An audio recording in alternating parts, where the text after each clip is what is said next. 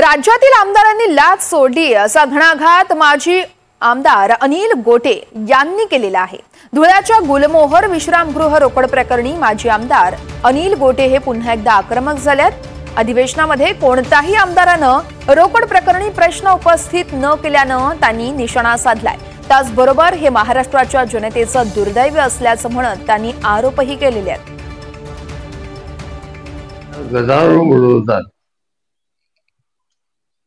सभागृहाचं कामकाज अनेक वेळा स्थगित होतं,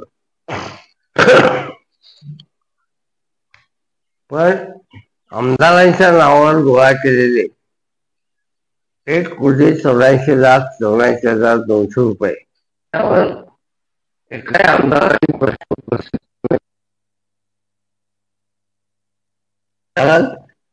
तुम्ही कबूल केलं होतं SIT स्थापन करायचं, काय झालं?